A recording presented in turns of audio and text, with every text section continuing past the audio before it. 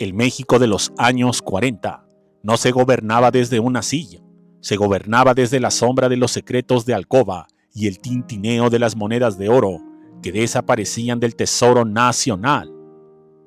Mientras el país se sumergía en la incertidumbre de la posguerra, en los pasillos de Los Pinos se gestaba una de las traiciones más grandes al pueblo mexicano, el nacimiento de una heredera invisible, protegida por un apellido alterado y financiada con el sudor de millones.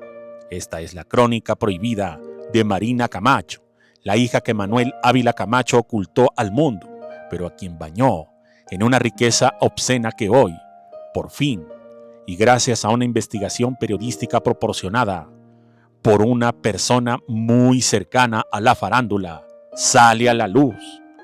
Sin más, comenzamos.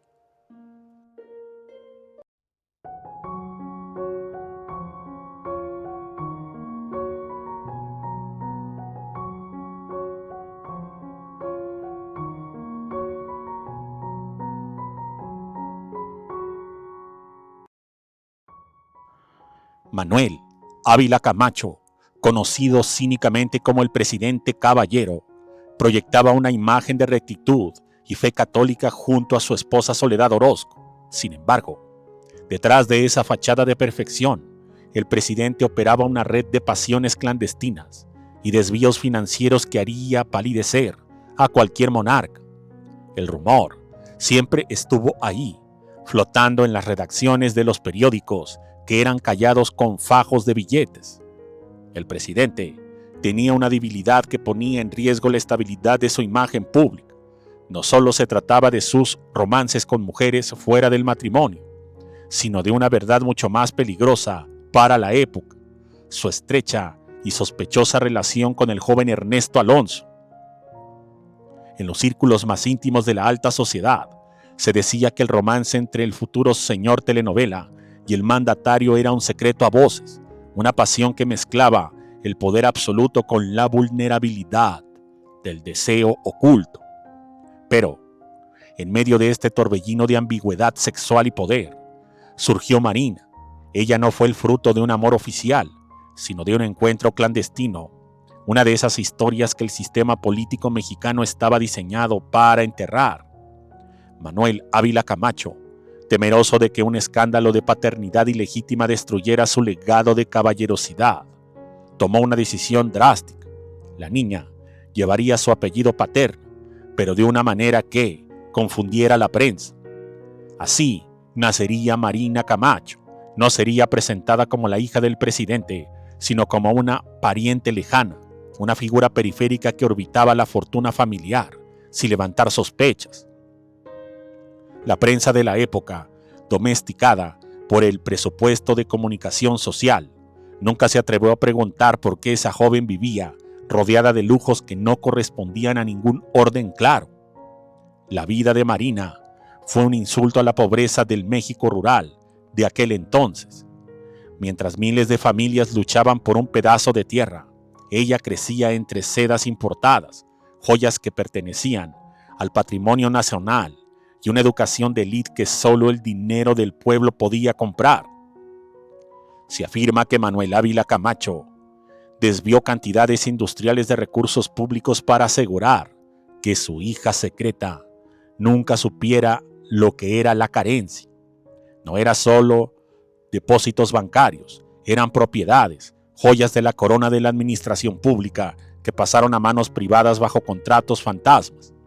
El presidente, que predicaba la unidad nacional, estaba ocupado fragmentando el tesoro del país para construirle un pedestal de oro a su descendencia prohibida. El pacto de silencio era absoluto. Marina aceptó el cambio en su identidad, no solo por protección, sino por conveniencia. Sabía que ser la hija no oficial del presidente le pondría bajo la lupa de los enemigos políticos de su padre, pero ser la sobrina o la protegida le permitía disfrutar de los millones sin rendir cuentas. La fortuna que recibió al morir Manuel Ávila Camacho fue una de las más grandes que se haya entregado a una persona fuera del testamento público. Se habla de cuentas en el extranjero, de lingotes de oro que salieron de la tesorería en cajas de madera y de una red de prestanombres que protegieron el botín durante décadas. Lo más oscuro de esta historia es cómo la figura de Ernesto Alonso se entrelazaba en este entramado de riqueza y secretos.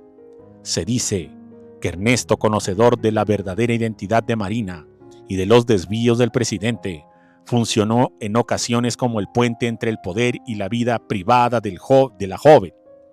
El romance entre el presidente y el actor no solo era una cuestión de piel, era un vínculo de complicidad. Ernesto Alonso guardó los secretos más profundos de Manuel, incluyendo la ubicación de los fondos destinados a Marina. A cambio de protección que lo catapultó a la cima de la industria del entretenimiento. Aunado a ello, era evidente que la secta satánica siempre estaba vinculada a ese punto.